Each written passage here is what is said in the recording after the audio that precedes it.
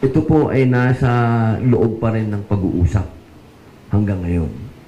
Sapagkat meron po tayong mga issue na gusto din na malaman natin kung ano yung mga plano po nila at kung ano yung mga gusto nilang gawin ko.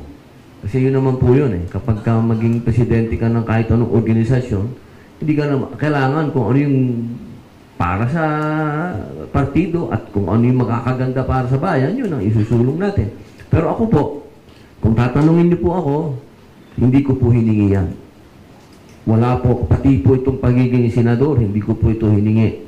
Ito po ay bumabagsak lang lahat sa harap ko. At kung nakikita ko pong makakagawa ako ng maganda at pwede akong makatulong sa kapwa ko Pilipino, ay tatanggapin ko. Pero siyempre po, hindi po ibig sabihin naman na wala akong mga bagong ipapanukala. Kung ito po'y tatanggapin ko, meron po siyempre akong mga bagong ipapanukala sa PDP. Gaya po niyan. Pwede ba humingi ng executive session?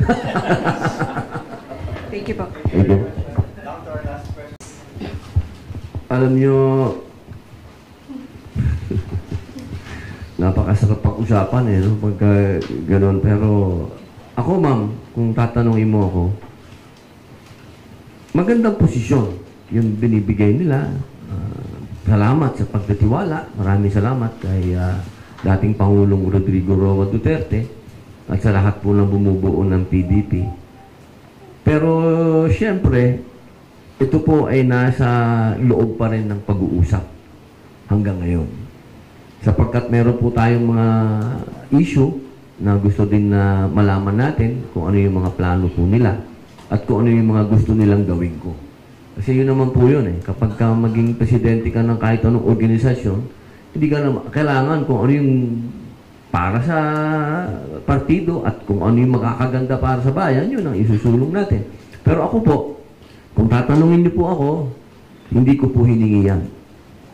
Wala po, pati po itong pagiging senador, hindi ko po ito hiningi. Ito po ay bumabagsak lang lahat sa harap ko. At kung nakikita ko pong makakagawa ako ng maganda at pwede akong makatulong sa kapwa ko Pilipino, ay tatanggapin ko. Pero siyempre po, hindi po ibig sabihin naman na wala akong mga bagong ipapanukala. Kung ito po'y tatanggapin ko, meron po siyempre akong mga bagong ipapanukala sa PDP. Gaya po niyan.